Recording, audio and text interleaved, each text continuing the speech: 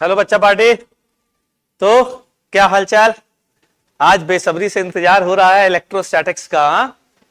लेकिन उसके पहले जो मैंने लास्ट क्लास में क्वेश्चन दिया था, ये क्वेश्चन बड़ा ही खतरनाक क्वेश्चन है, बहुत ही मजेदार क्वेश्चन है। जिन्होंने जो आज पहली बार देख रहे हैं वो भी इस क्वेश्चन को पढ़ें और मजा लें कि क्या मतलब शानदार क्वेश्चन बनाने वाले ने बनाया है। बहुत अल्टीमेट क्वेश्चन है, मुझे बहुत पसंद है। आप भी इस क्वेश्चन को पढ़िए और देखिए कि कितनी बढ़िया सोच है यहां पर, क्योंकि काफी टफ है, इतना आसान है नहीं ये क्वेश्चन।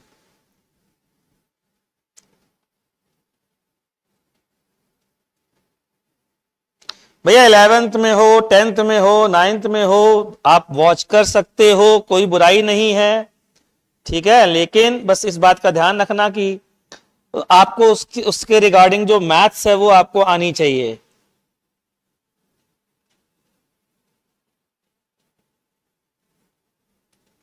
ठीक है, चलिए साहब शुरू करते हैं। तो ये क्वेश्चन आपकी आंखों के सामने,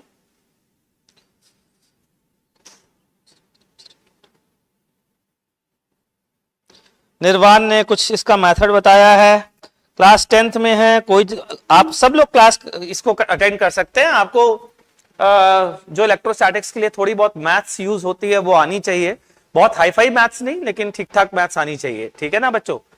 तो फिलहाल मैं यहां पर बढ़ता हूं।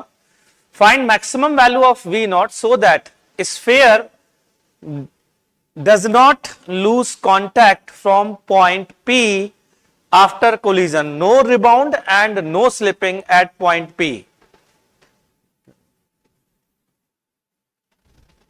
ठीक है ना भाई। तो जरा इस क्वेश्चन को समझते हैं। बहुत ही शानदार मस्त क्वेश्चन एकदम। मैं रिबाउंड भी नहीं कर रहा है और स्लिप भी नहीं कर रहा है, इस बात का ध्यान रखना। बहुत ही मतलब ऐसा क्वेश्चन जो वाकई में जेईई में अभी तक नहीं पूछा गया जेईई एडवांस में, इस कारण से पूछे जाने की संभावना बहुत ज्यादा। ठीक है, ये कह रहा है कि इससे टकराने के बाद फिर ये कांटेक्ट ना छोड़े। ध्यान से सुनना बच्चों, बहुत ही इंटरेस्टिंग सी चीज बताने जा रहा हूं। ये एंगल मान लेते हैं थीटा, ये लेंथ हो जाएगी 3r/4, ये है r। यहां से cos थीटा और sin थीटा की वैल्यू निकाल सकते हैं। जस्ट आफ्टर द कोलिजन इसकी वेलोसिटी इस डायरेक्शन में v हो जाएगी। ठीक है, वो v पहले निकाल लेते हैं। लास्ट क्लास में भी वो v हमने निकाला था, लेकिन अभी भी वो v निकाल लेते हैं क्योंकि इसके अबाउट प्योर रोटेशन मानते हैं।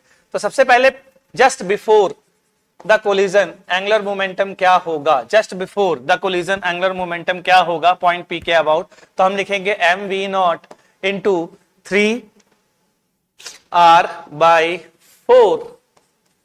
याद है m RCM cross VCM plus ICM omega sphere है, तो इसको हम 2/5 mr square into omega. Omega की वैल्यू बोलिए क्या होगी बच्चों, V नॉट/r। ये ओमेगा की वैल्यू आ जाएगी। ठीक है, तो ये आ गया angular momentum about point P। जब ये रोल करता हुआ ऐसे आ रहा था, फिर P से टकराया और P के अबाउट घूमना शुरू कर दिया। तो P के अबाउट घूमने का मतलब कितना एंगुलर मोमेंटम P के अबाउट हो गया, जल्दी बताइए भाई।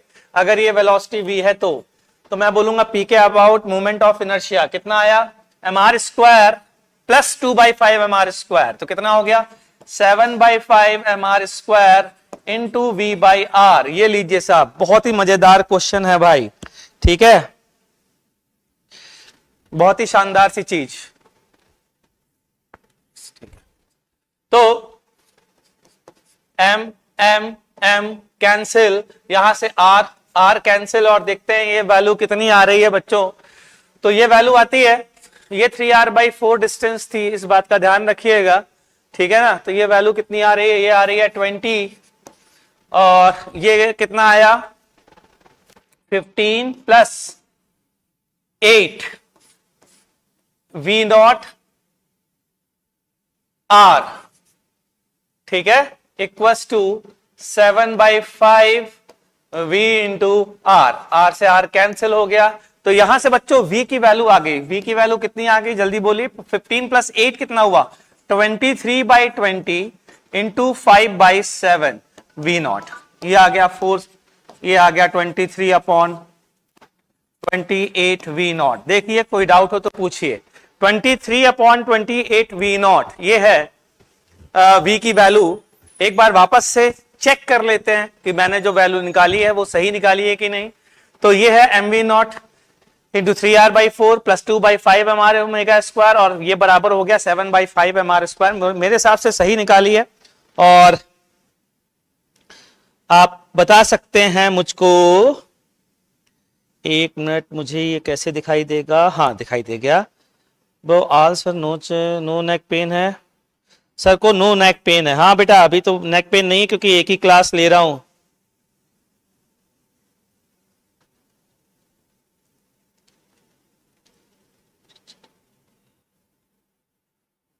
ठीक है, यहां तक सही है भाई, ठीक है। इसके बाद ध्यान से सुनना, बहुत इंपॉर्टेंट चीज जो अगली बात बताने जा रहा हूं, ये जेई में आने की संभावना बहुत ज्यादा। इसके अबाउट प्योर रोटेशन, तो ये मानिए कि सर्कुलर मोशन इसके अबाउट करेगा इसका सेंटर ऑफ मास। इसको दूसरे पेन से मैं बनाता हूं। इसका सेंटर ऑफ मास ऊपर इस पॉइंट पी के अबाउट सर्कुलर मोशन करना शुरू करेगा, ठीक है, ध्यान से सुनना। और अगर उसने कांटेक्ट इस पॉइंट पर नहीं छोड़ा तो ऊपर जाकर के कांटेक्ट नहीं छोड़ेगा। क्यों? क्योंकि ऊपर जाते वक्त उसका नॉर्मल जो है वो बढ़ता जाएगा। कि वो सर आपको कैसे पता नॉर्मल बढ़ता जाएगा? कि देखो भाई कैसे बढ़ता जाएगा। मान लीजिए ये थीटा एंगल है, ठीक है, तो आप क्या लिखेंगे इक्वेशन? आप लिखेंगे mg cos theta minus n equals to mv square by R, ठीक है। n की वैल्यू देखिए, n की value mg cos theta minus mv square by R. ध्यान दीजिएगा जरा, ये वैल्यू कम हो रही है, ये वैल्यू कम हो रही है। स्पीड ऊपर जाने पे क्या होती जाएगी? कम होती जाएगी। थीटा की वैल्यू कम हो रही है, कॉस थीटा बढ़ेगा। इसका मतलब ओवरऑल एन की वैल्यू क्या होगी? बढ़ेगी। एन की वैल्यू बढ़ेगी, यानी कि अगर अगर अगर ये इस समय जंप नहीं किया तो ऊपर आते वक्त यहां पर भी कहीं जंप नहीं करेगा, और उसके बाद ये दनादन प्लेटफॉर्म पर चलता चला जाएगा, ठीक है। तो यहां पर एन जस्ट 0 कर दो। जस्ट 0 करने से क्या आया? mg cos थीटा की वैल्यू आ रही है mv स्क्वायर बाई आर के m इंटू 23/28 का whole square v not square by R, radius R. यह है mg cos थीटा की value m v not square by R के। m से m कैंसिल, cos थीटा की वैल्यू हमें पता है बच्चों, यहां से v नॉट की रेंज आ जाएगी, या यूं कहें कि v नॉट की वैल्यू आ जाएगी, ठीक है।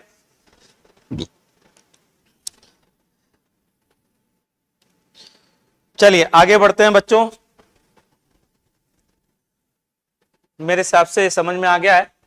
ये एक क्वेश्चन है, a wheel to be considered as a ring of mass m and radius r rolls without sliding on a horizontal surface with constant velocity. It encounters a step of height r/2 at which it ascends without sliding, ठीक है। The angular velocity of the ring just after it comes in contact with the step is the norm. मेरे हिसाब से मैं ये question आप सभी को वापस से होमवर्क के लिए दे रहा हूं।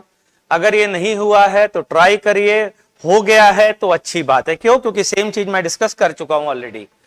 ये क्वेश्चन देखिए, in the figure shown a ring A is rolling without sliding with a velocity v on the horizontal surface of the body b of same mass as a all surfaces of. ये assignment के questions हैं जो मैं एक बार आपके साथ रूबरू हो रहा हूं। b has no initial velocity, what will be the maximum height reached by a on b। ये भी अच्छा क्वेश्चन है और आसान क्वेश्चन है बच्चों। मैक्सिमम हाइट पर दोनों की वेलोसिटी को कॉमन कर दीजिए और सीधा सीधा half mu v relative square, half mu v relative square, ये हो गई काइनेटिक एनर्जी किसकी? इसको पार्टिकल मानते हुए, प्लस इसकी सेंटर ऑफ मास के फ्रेम जो सेंटर ऑफ मास के फ्रेम में इसकी वेलोसिटी क्या हो जाएगी? इसकी काइनेटिक एनर्जी। तो इसकी ट्रांसलेशनल और इसकी ट्रांसलेशन का समेशन तो ये आ गया, plus half ICM omega square और आ जाएगा, ठीक है। ये बराबर कर दीजिए mgh के, तो उससे काम बन जाएगा और इससे आंसर आ जाएगा, ठीक है। तो ये है दूसरा, अगला क्वेश्चन। ये है तीसरा क्वेश्चन। ये क्वेश्चन ऑलरेडी मैं करा चुका हूं, अगर आपको याद हो तो। आज अब मैं शुरू करने जा रहा हूं बच्चों। अरे वाह, बहुत अच्छा असाइनमेंट है।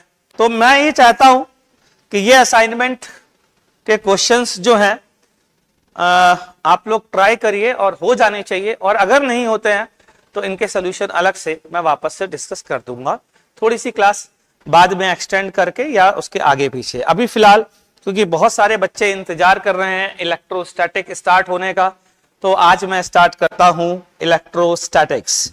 तो तैयार हो जाइए, इलेक्ट्रोस्टैटिक्स पढ़ने के लिए बहुत मजा आने वाला है। और मतलब सही बताऊं तो थोड़ी थ्योरेटिकल फिजिक्स अब ज्यादा बढ़ना शुरू होगी, ज्यादा मजा आएगा। तो इलेक्ट्रोस्टैटिक्स मेरा पढ़ाने का स्टाइल आप सभी जानते हैं क्या है, तो उसी पढ़ाने के स्टाइल के चलते बच्चों मैं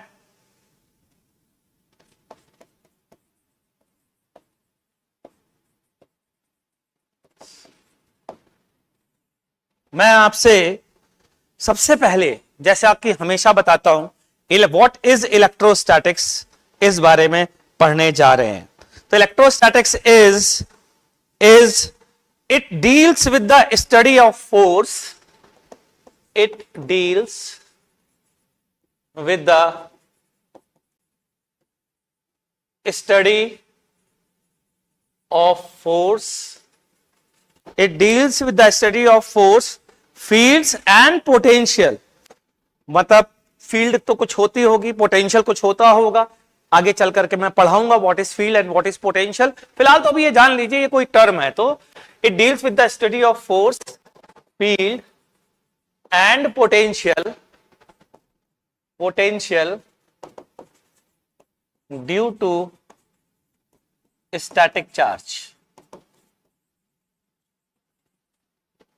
or with some error when charge is moving with non-relativistic velocity।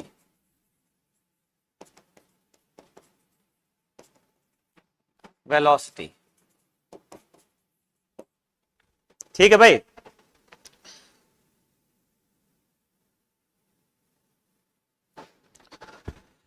तो हम इस चैप्टर में चार्ज रेस्ट पर है, उसकी फोर्स, उसकी फील्ड और उस पर फोर्स फील्ड का इफेक्ट, पोटेंशियल उसके कारण पढ़ेंगे। लेकिन साइमल्टेनियसली अगर चार्ज नॉन रिलेटिविस्टिक वेलोसिटी, तो sir what is non relativistic velocity, तो वो वेलोसिटी जो c से बहुत कम हो। ठीक है, अगर इतनी वेलोसिटी से चल रहा है तो भी हम ये वाले कॉन्सेप्ट वहां पर विद सम एरर लगा सकते हैं। ऑब्वियसली फिजिक्स में एरर तो हम लेके चलते ही चलते हैं, जैसा कि जो मेरे से पढ़ते हैं वो अच्छी तरीके से इस बात को जानते हैं। ठीक है, तो सबसे पहले हम पढ़ने जा रहे हैं इलेक्ट्रिक चार्ज। इलेक्ट्रिक चार्ज एक फिजिकल एक प्रॉपर्टी भी है बच्चों, और फिजिकल क्वांटिटी भी है। प्रॉपर्टी भी है और फिजिकल क्वांटिटी भी है। लोगों ने कहा कि सर प्रॉपर्टी भी है, फिजिकल क्वांटिटी भी है, आप कहना क्या चाहते हैं? होता क्या है बच्चों, प्रॉपर्टी जो है ना वो तो सब्जेक्टिव चीज होती है, और फिजिकल क्वांटिटी एक ऑब्जेक्टिव चीज होती है। मतलब कंपेयर किया जाता है कि क्या कहना चाह रहे हो, कुछ समझ में नहीं आ रहा है, बताता हूं। इनर्शिया एक प्रॉपर्टी है। ठीक, इनर्शिया एक प्रॉपर्टी है, मतलब जिसकी बोला जाता है, डेफिनेशन कैसे बोली जाती है इनर्शिया की, which opposes the cause of motion and फलाना एंड ढिकाना, change in state of motion. ठीक है, due to inertia body opposes the change of state of motion. ये सब्जेक्टिव डेफिनेशन है। अब इसको क्वांटिफाई करना है, मतलब कितना अमाउंट, किसका इनर्शिया ज्यादा है किसका कम है, उसके लिए क्या बनाया गया, मास फिजिकल प्रॉपर्टी। फिजिकल प्रॉपर्टी या फिजिकल क्वांटिटी है मास। तो मास 1 kg, मास 2 kg, तो 2 kg वाले का इनर्शिया ज्यादा है, 1 kg वाले का इनर्शिया कम है। क्लियर? वैसे ही चार्ज के बारे में अगर मैं बात करूं तो चार्ज में दो नाम ना हो करके एक ही नाम है, और वो है चार्ज। चार्ज प्रॉपर्टी भी है और चार्ज फिजिकल क्वांटिटी भी है। तो चार्ज फिजिकल क्वांटिटी कैसे डिफाइन किया गया है वो एक अलग कहानी है।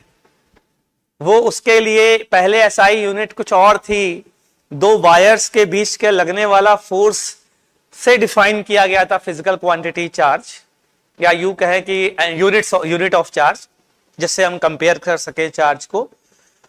और प्रॉपर्टी क्या है वो भी डिस्कस करेंगे, ठीक है। तो समझ में आया, charge as a property, charge as a physical quantity, amount भी चार्ज अगर बोला जाएगा इस पर कितना अमाउंट है चार्ज का, तो भी ये स्टेटमेंट सही है, ठीक है। तो इलेक्ट्रिक चार्ज की डेफिनेशन पहले देख लेते हैं। As a property, it is the property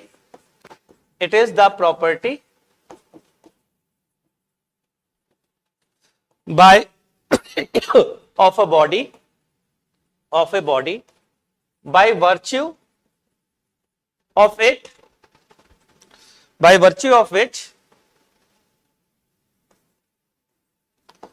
body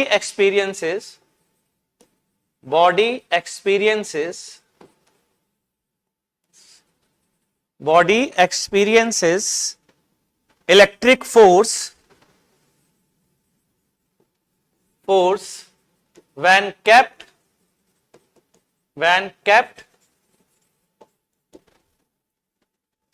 near another electric charge। ध्यान से सुनना, क्या कैसे बता रहे हैं।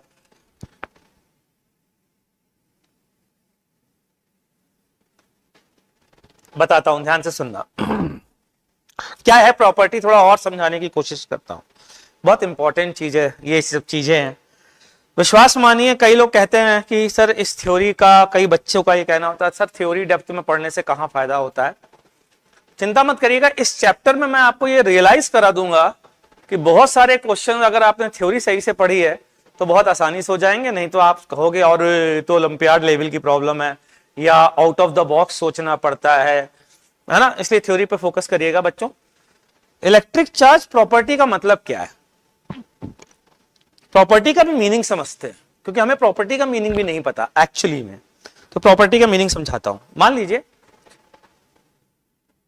मेरे अंदर बहुत सारे बिहेवियर हैं। मतलब मैं एक फादर भी हूं, मैं एक हस्बैंड भी हूं, मैं बेटा भी हूं, तो ये मेरी प्रॉपर्टीज है, ठीक है। फिजिकल क्वांटिटी नहीं है। मैं बेटा हूं, ये प्रॉपर्टी शो करूंगा किसके सामने, अपने पेरेंट्स के सामने।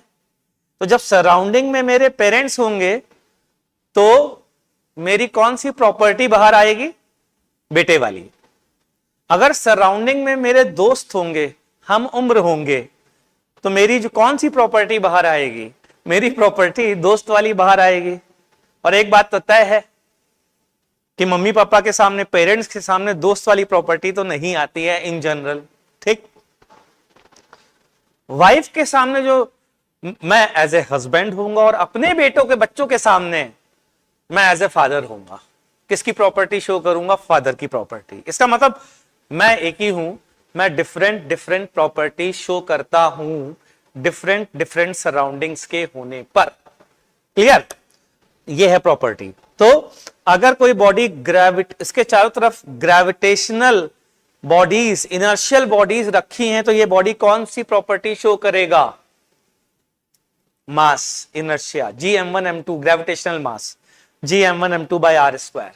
अगर इस बॉडी के चारों तरफ चार्जेस हैं, तो अगर इसके अंदर प्रॉपर्टी चार्ज है तो ये रिफ्लेक्ट करेगा, अदरवाइज ये रिफ्लेक्ट नहीं करेगा। तो क्या लिखा है, it is the property of a body by virtue of which body experiences electric force when kept near electric charge. ठीक है भाई, समझ में आ गई बात, ठीक है। अब electric charge, property of electric charge, properties of electric charge. अब मैं जो बात कर रहा हूं वो फिजिकल क्वांटिटी की बात कर रहा हूं, फिजिकल क्वांटिटीज,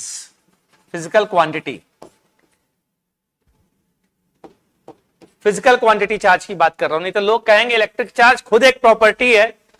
भाई ये क्वेश्चन पूछ लेना जो कहे कि इलेक्ट्रिक चार्ज खुद एक property, it is a property, और फिर आप कह रहे हैं प्रॉपर्टीज ऑफ इलेक्ट्रिक चार्ज, ये कौन सी बात हुई? सारी बुक्स ऐसे ही लिख देती हैं। तो ये प्रॉपर्टीज ऑफ इलेक्ट्रिक चार्ज में यहां इलेक्ट्रिक चार्ज को मैं फिजिकल क्वांटिटी वाला इलेक्ट्रिक चार्ज बोल रहा हूं। ठीक है, क्या है? सबसे पहली चीज, it is a scalar quantity. Number one, it is a scalar quantity. Scalar quantity है। अच्छा, पता है तुमको एनसीईआरटी इस स्केलर क्वांटिटी के बारे में भी बड़ा शानदार तरीके से लिखता है, ऐसा शानदार तरीके से, तो बिल्कुल अल्टीमेट तरीके से एनसीईआरटी लिखता है। क्या लिखता है? ध्यान से सुनना। वो कहता है charge is invariant in rotation, invariant in rotation. ये एनसीईआरटी की लाइन है, charge is invariant in rotation. क्या मतलब भैया इसका इनवेरिएंट इन रोटेशन? ध्यान से सुनना। फिजिकल क्वांटिटी चार्ज, ध्यान से सुनिएगा, आप यहां पर ऑब्जर्व कर रहे हैं, ठीक है, इस चार्ज के कारण इसकी प्रॉपर्टीज को ऑब्जर्व कर रहे हैं। फिजिकल क्वांटिटी चार्ज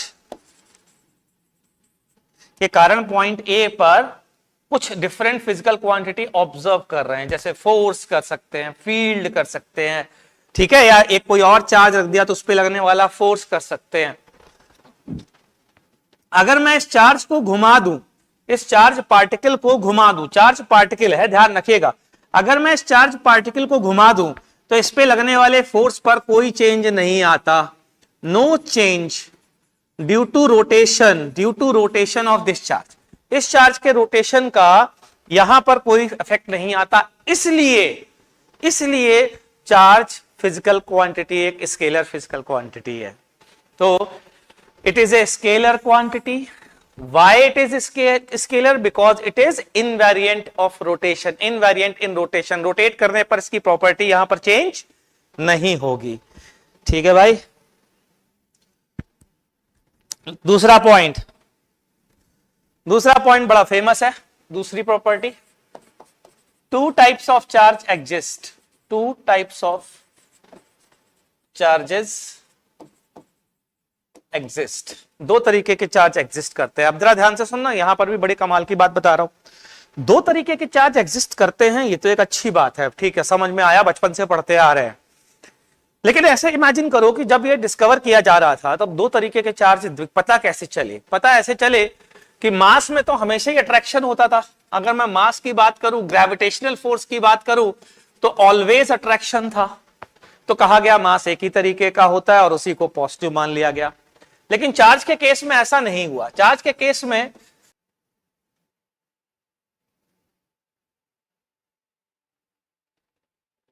तो मैं वापस से रिपीट करता हूं क्योंकि इंटरनेट चला गया था शायद।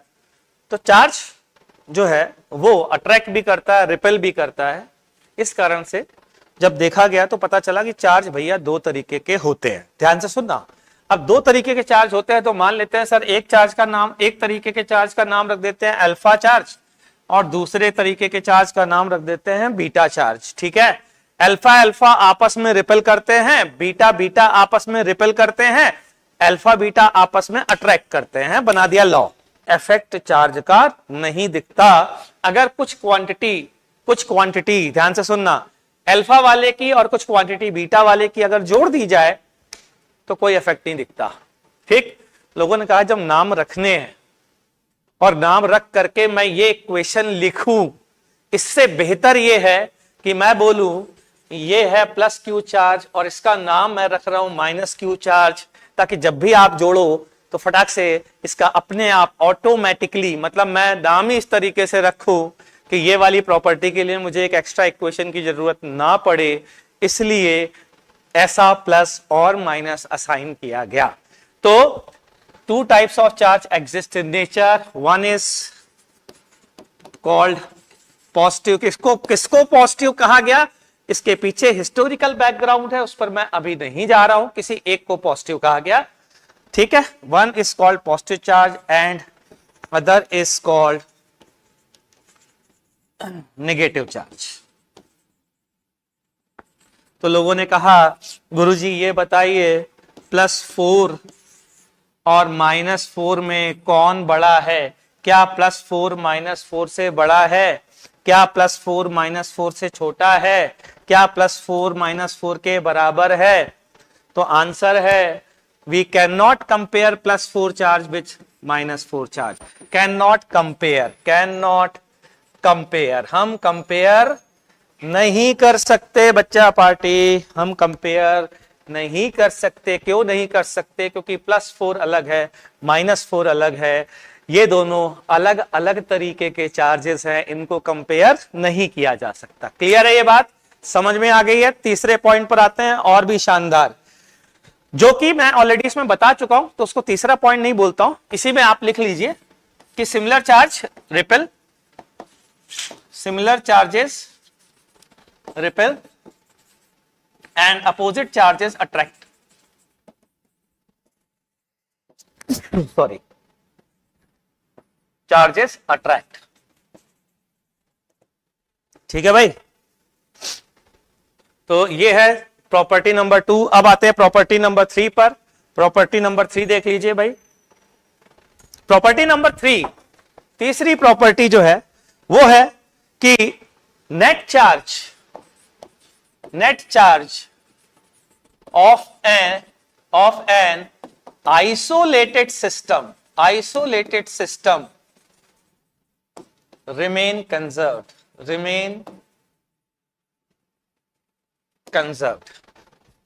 एक आइसोलेटेड सिस्टम का नेट चार्ज कंजर्व रहता है। नेट चार्ज कंजर्व रहता है। आइसर, पहली बात तो ये क्या होता है, आप हमें ये बताइए। इसी का एक और नाम होता है principle of conservation of charge, ठीक है। लेकिन उसके पहले ये समझना पड़ेगा, डिफाइन आइसोलेटेड सिस्टम। तो डेफिनेशन है भैया, प्रॉपर डेफिनेशन है। Isolated system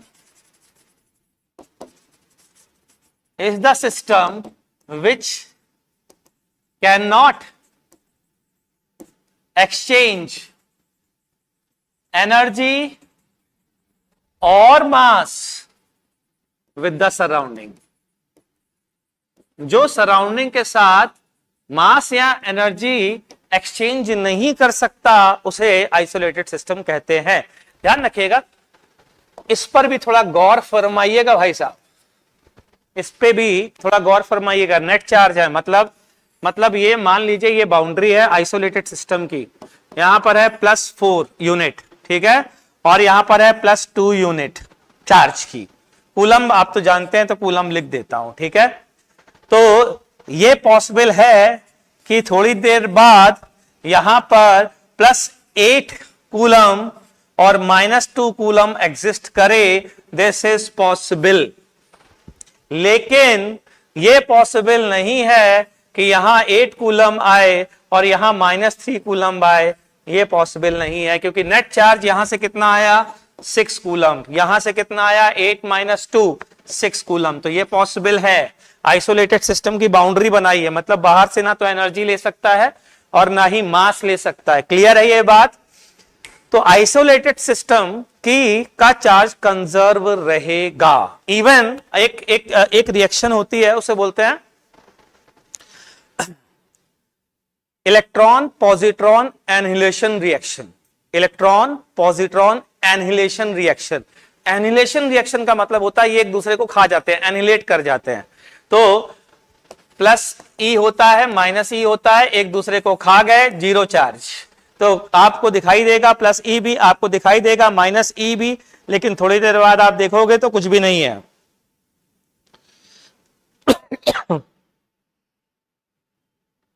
if charge is scalar then why we not compare it. Ayush Kumar ने डाउट पूछा है, अगर चार्ज स्केलर है तो हम इसे कंपेयर क्यों नहीं कर सकते? बच्चों, हम इसलिए कंपेयर नहीं, तभी तो बताया है आपको कि ये वाले प्लस माइनस वैसे प्लस माइनस नहीं है जैसे नॉर्मली स्केलर में होते हैं, इसलिए कंपेयर नहीं कर सकते। तभी तो यहां बताया गया अलग से, वरना तो बताया नहीं जाता ना, हम आगे बढ़ जाते। ठीक, तो ये डाउट पूछा गया था, मैंने जिसका आंसर दिया है। अगला पॉइंट जो मैं आपको बताने जा रहा हूं वो है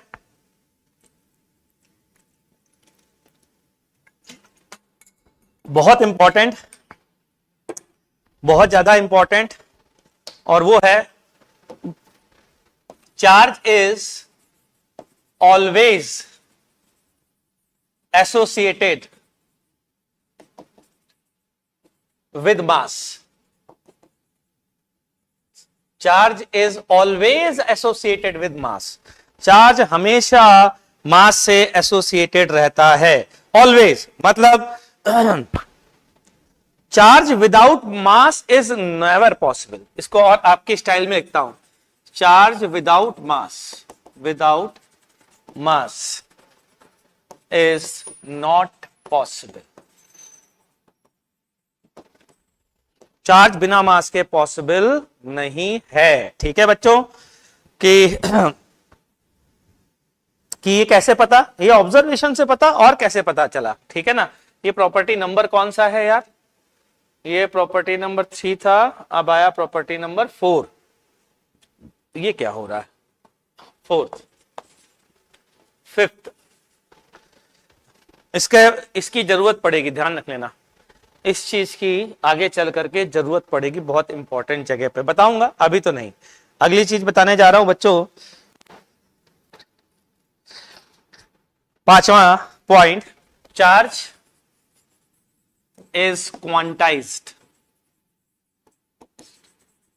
charge is quantized and its minimum value is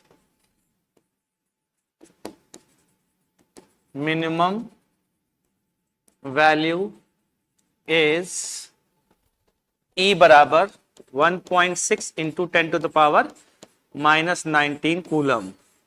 ये अप्रोक्सीमेट वैल्यू है. 1.6 के बाद भी आता है बच्चों, लेकिन इतना याद रखने से काम बन जाता है. ये है चार्ज ऑन प्रोटॉन. ठीक है. और इसी का नेगेटिव चार्ज होता है इलेक्ट्रॉन पर. तो charge is quantized and its minimum value. तो लोग कहेंगे गुरुजी इसका मतलब कौन पढ़ाएगा, ये क्या होता है? What do you mean by quantization? Quantization का क्या मतलब होता है? तो ध्यान से सुनिएगा, क्योंकि कई लोग ये भी एक डाउट पूछते हैं कि what is the difference between discrete values and quantized value. वो भी मैं आज आपको बताऊंगा, थोड़ा ध्यान से सुनिएगा. मान लीजिए बच्चों,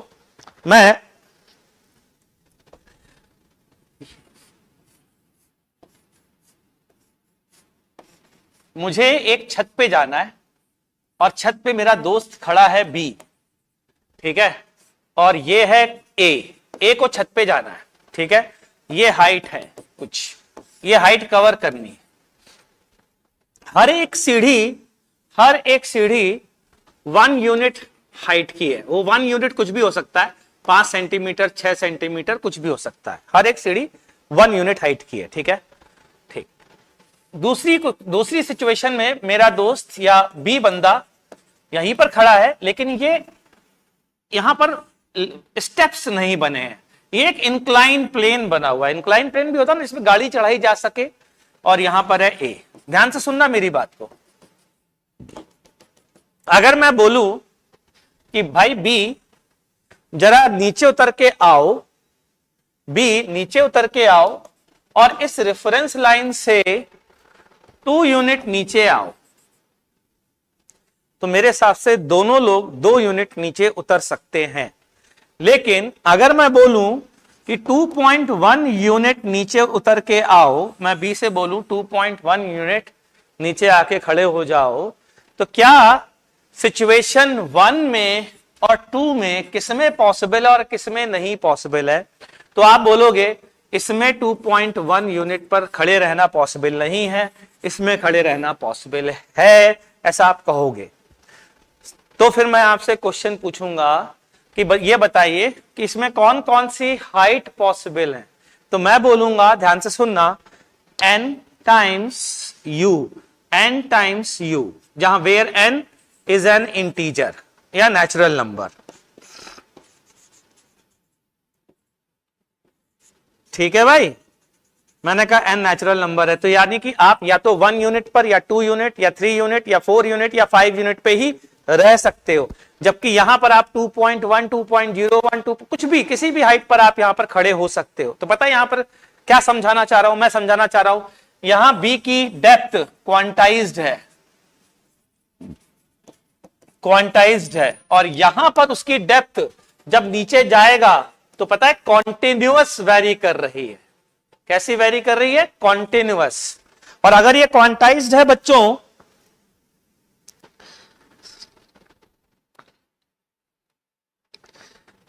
अगर ये क्वांटाइज्ड है, अगर ये क्वांटाइज्ड है, ठीक ध्यान से सुनना, तो मैं पूछूंगा मिनिमम कितनी यूनिट होनी चाहिए, किसका इंटीग्रल मल्टीपल होना चाहिए, तो आप बोलोगे 1 unit, this is the minimum value.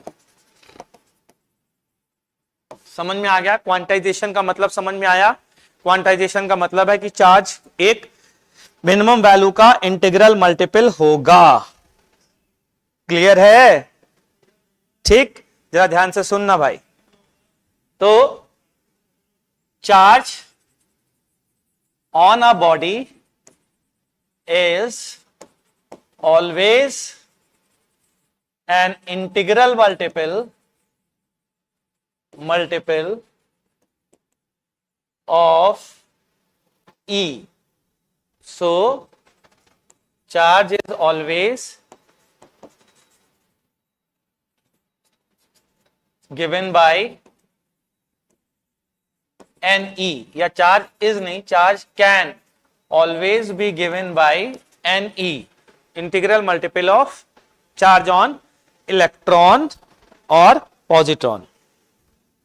ठीक है, तो की या तो 1U या तो 2U या तो 3U या तो 4U, की या तो 1U या तो 2U या तो 3U या तो 4U, जबकि यहां पर ऐसा नहीं है। कोई भी वैल्यू जो बंदा बी है वो कोई भी हाइट पर खड़ा रह सकता है, मतलब 2.25U पर भी ये बंदा यहां पर खड़ा रह सकता है। इसलिए हम कहेंगे कि यहां बी की डेप्थ कॉन्टिन्यूअस वैरी कर सकती है, लेकिन यहां बी की डेप्थ क्वांटाइज्ड होगी। वही चीज मैंने नेक्स्ट पैराग्राफ यहां पर लिखी है, नेक्स्ट पेज पर। Charge on a body is always an integral multiple of E, so charge can always be given by n times E। ठीक, अब एक और इंटरेस्टिंग बात बताता हूं, जरा ध्यान से सुनना।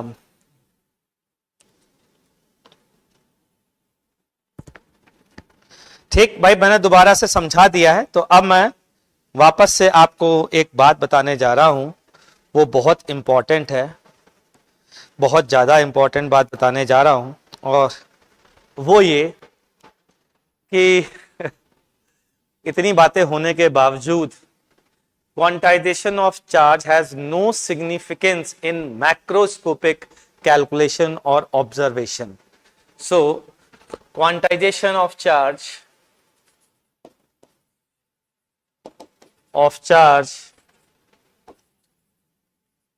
Has no significance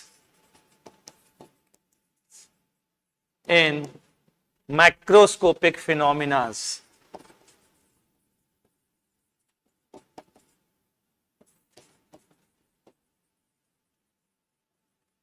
macroscopic phenomenon. ऐसा क्यों भाई? आज जो मैं बात आपको बताने जा रहा हूं वो बड़ी इंपॉर्टेंट है, बहुत ज्यादा इंपॉर्टेंट है। वो इसलिए इंपॉर्टेंट है कि बहुत सारे बहुत अच्छे बच्चे जो खासकर बहुत सोचते हैं फिजिक्स के बारे में, टॉप 100 आ सकते हैं, जाहिर सी बात है कोई फिजिक्स के बारे में बहुत सोचेगा तो उनके लिए अब आगे आने वाला पॉइंट बहुत इंपॉर्टेंट है। बच्चों, ये जो बात बताने जा रहा हूं ना, सिर्फ ये आज के लिए नहीं, आपकी पूरी आगे की जिंदगी के लिए बहुत मायने रखेगा। ये पॉइंट आगे की पूरी पढ़ाई के लिए बहुत मायने रखेगा। मैक्रोस्कोपिक ऑब्जर्वेशन या मैक्रोस्कोपिक फिनोमिना कैसे डिफरेंट है माइक्रोस्कोपिक फिनोमिना से। ध्यान से सुनना सभी लोग। मैक्रो का मतलब होता है कि इस वायर में कितनी करंट फ्लो हो रही है। ये वायर मैं पकड़ सकता हूं आराम से, इसके लिए माइक्रोस्कोप की जरूरत नहीं है, मुझे देख सकता हूं, टच कर सकता हूं। किसी ने पूछा इससे कितनी करंट फ्लो हो रही है, ध्यान से सुनना। आपने कहा 1 एम्पियर फ्लो हो रही है। आपने क्या कहा? 1 एम्पियर फ्लो हो रही है। इसका मतलब आप बता सकते हो 1 सेकंड में किसी सेक्शन से कितने इलेक्ट्रॉन निकल रहे होंगे? मैं बताता हूं। 1/1.6 into 10 to the power -19 number of electrons एक सेक्शन से निकल रहे होंगे। तो ऊपर जब ये जाएगा तो ये किस ऑर्डर का हो जाएगा बच्चों? 10 टू पावर 18 के ऑर्डर का हो जाएगा। इतने सारे इलेक्ट्रॉन, 10 टू पावर 18 के ऑर्डर के इलेक्ट्रॉन, 10 टू पावर 18 के ऑर्डर के इलेक्ट्रॉन। तो लोग कहते हैं कि तो इसलिए हमारे लिए ना मैक्रो वो क्वांटाइजेशन मायने नहीं रखता। किसी ने कहा 10 टू पावर 18 प्लस 1, किसी ने कहा 10 टू पावर 18 माइनस 1। मैंने कहा दोनों बराबर है फिजिक्स के लिए। फिजिक्स एक ऐसा फिनोमिना है, सॉरी मैंने गलत बोल दिया। फिजिक्स वो सब्जेक्ट है जो मैथ्स से अलग होता है जब हम प्रैक्टिकल बातें करते हैं। गुरुजी प्रैक्टिकल बातों का क्या मतलब है? ध्यान से सुनना। आप ये कहते हो, जैसे मैं बताऊं, आपने कहा एक बॉडी है। ध्यान दीजिएगा, बहुत इंपॉर्टेंट चीज बताने जा रहा हूं।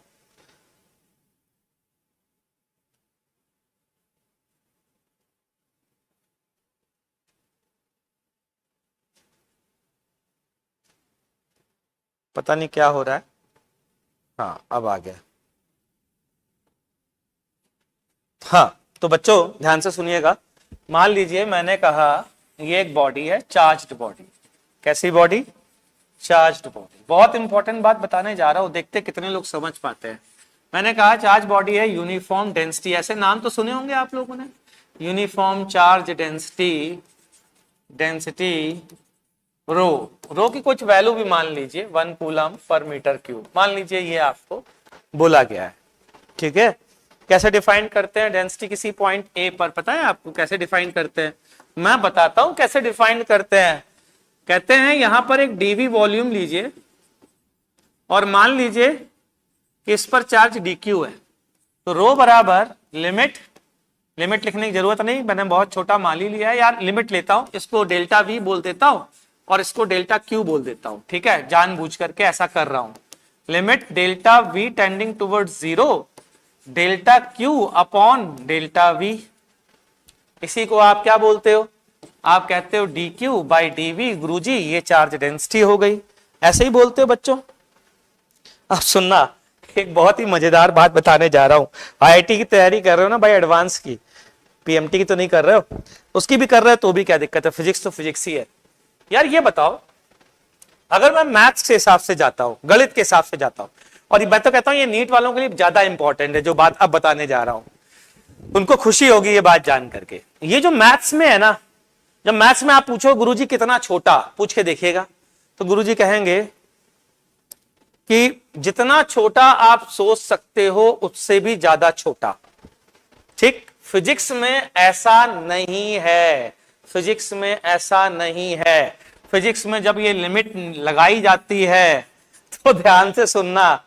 अभी आप ये खुद सोचो कि आपने पढ़ा है, क्या पढ़ा है? न्यूक्लियस होता है, न्यूक्लियस होता है, न्यूक्लियस के चारों तरफ इलेक्ट्रॉन होते हैं। अरे होते हैं कि नहीं होते हैं भाई? ठीक है, यहां पॉजिटिव चार्ज होता है, ये नेगेटिव चार्ज होते हैं। तो बताओ यूनिफॉर्म चार्ज डेंसिटी पॉसिबल कैसे है? आपने पढ़ा है बोर मॉडल में या रदरफोर्ड मॉडल में कि न्यूक्लियस के अलावा बाकी के स्पेस लगभग फ्री होता है, खुला हुआ होता है। पढ़ा है ना? यहाँ की मैक्सिमम डेंसिटी न्यूक्लियस की होती है। इसका मतलब यूनिफॉर्म डेंसिटी तो कभी पॉसिबल ही नहीं है। फिर हमको ऐसा क्यों पढ़ाया जाता है कि यूनिफॉर्म डेंसिटी? बताइए बताइए बताइए।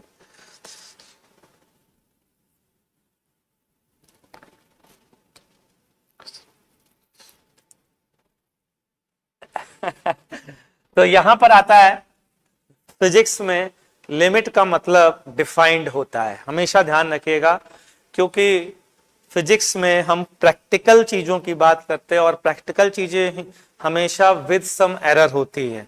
तो हमेशा आप लिमिट को डिफाइन करते हो, जो कि डेफिनेशन जनरली आप मिस कर जाते हैं या books.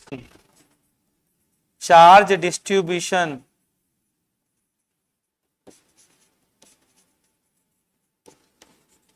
is insignificant,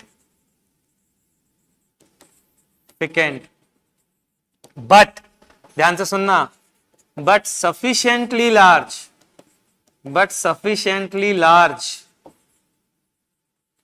to represent property, sufficient to represent macroscopic property of substance, macroscopic properties of body,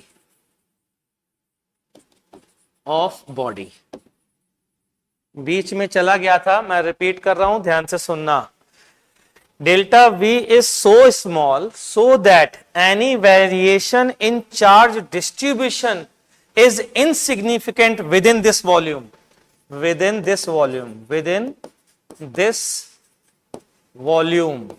ठीक है. But sufficiently large to represent macroscopic properties of body. इसका क्या मतलब है? इसका मतलब ये है कि मान लो मैं बात करता हूं एल्युमिनियम की और फिर मैं बात करता हूं कॉपर की. किसकी बात करता हूं? एल्युमिनियम की और कॉपर की, दो बातें करता हूं. ठीक है, ध्यान से सुनना. ये बताइए, अगर मैं बहुत अंदर एल्युमिनियम में अंदर जाऊं तो फाइनली प्रोटॉन और इलेक्ट्रॉन ही तो बचेंगे. इसमें अंदर जाऊं फाइनली प्रोटॉन और इलेक्ट्रॉन बचेंगे. तो बहुत अंदर अगर मैं चला गया तो क्या मैं न्यूक्लियस में झांक करके एक प्रोटॉन को और इलेक्ट्रॉन को देख करके समझ पाऊंगा कि एल्युमिनियम है कि कॉपर है और इलेक्ट्रॉन से बना है? इसी को इमेजिन करो, मास डेंसिटी जो तुमने पहले पढ़ी है, मैं याद दिलाता हूं, रो बराबर dm by dv. Mass density पढ़ी कि नहीं पढ़ी?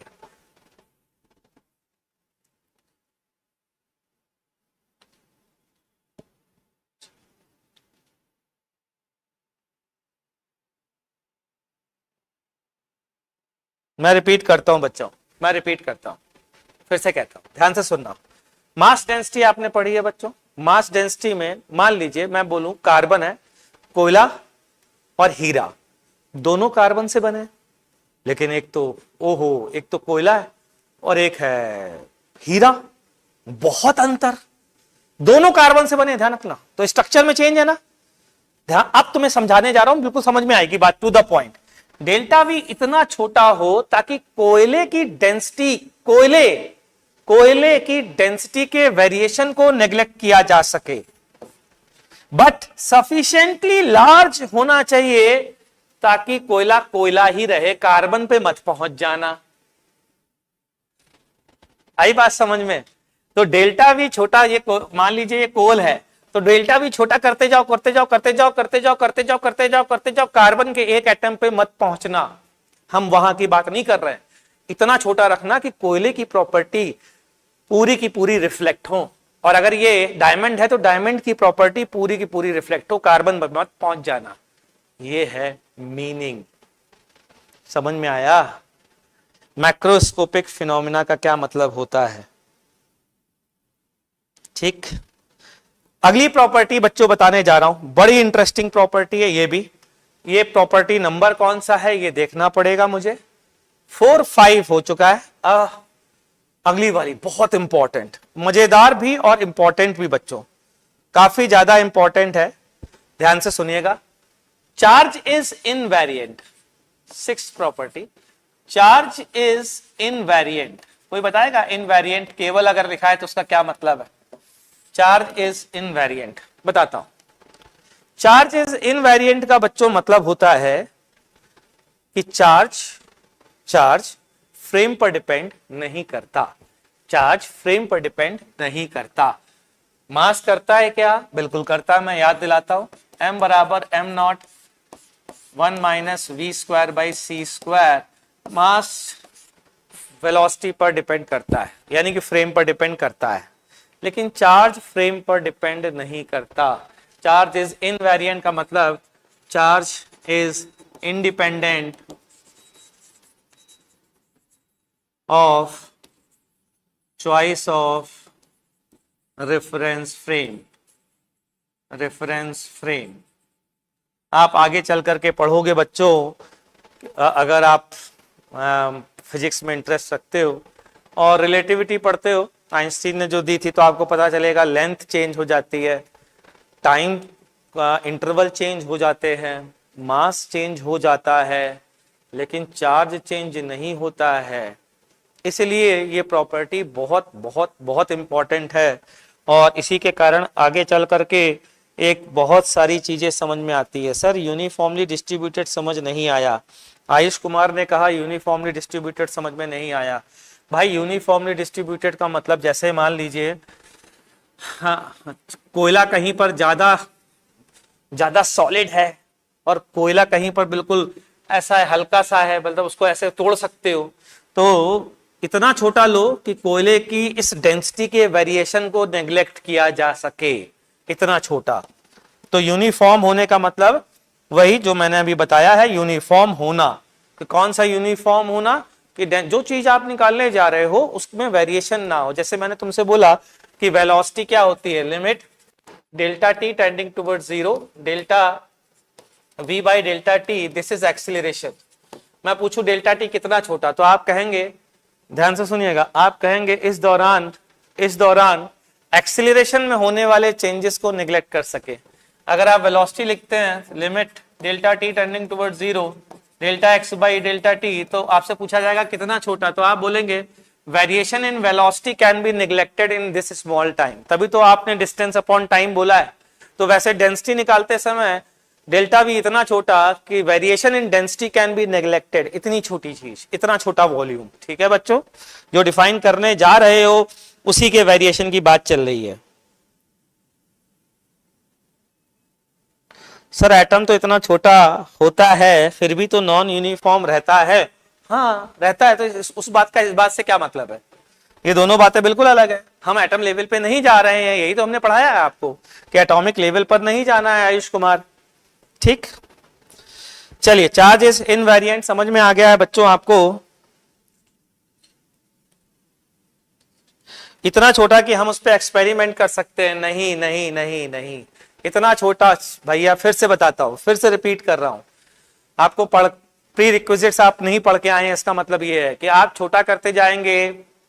तो आप छोटे करते करते, मान लीजिए पानी की बात करता हूं, पानी की बात करता हूं। किसी ने कहा पानी की डेंसिटी बताइए, किसी ने कहा वाटर रखा है, इसकी डेंसिटी बताओ। आपने कहा वाटर है, अच्छा, मैं और बहुत छोटा लेता हूं, डेल्टा वी इतना छोटा लेता हूं कि मुझे हाइड्रोजन अलग दिखे, ऑक्सीजन अलग दिखे, तो मैं कहूंगा डेंसिटी ऑक्सीजन की थोड़ी निकालने को कह रहा हूं, ना हाइड्रोजन को निकालने को कह रहा हूं। अरे मैं कह रहा हूं यार H2O की, पानी की डेंसिटी। अच्छा, तो इतना छोटा ही ले सकते हैं ताकि पानी पानी रहे, हाइड्रोजन के पास मत पहुंच जाना। छोटा करते करते करते करते करते करते आपने कहा कि मैं यहां पहुंच गया, नहीं, ये गलत है। अगर आप वाटर है क्या? कॉम्बिनेशन ऑफ वाटर मॉलिक्यूल्स है ना, अरेंजमेंट ऑफ वाटर मॉलिक्यूल्स है ना, तो इतना छोटा कि वाटर बना रहे, बस सिंपल सी चीज। ठीक है बच्चों, तो अगली क्लास में हम स्टार्ट करेंगे कूलम्स लॉ। इंतजार करिएगा, बहुत मजा आने वाला है इस चैप्टर में, और पूरी 12th जो हम पढ़ेंगे ना उस सब में मजा आने वाला है। ठीक है बच्चों, तो अभी के लिए टाटा बाय बाय, मिलते हैं नेक्स्ट क्लास में कूलम्स लॉ के साथ।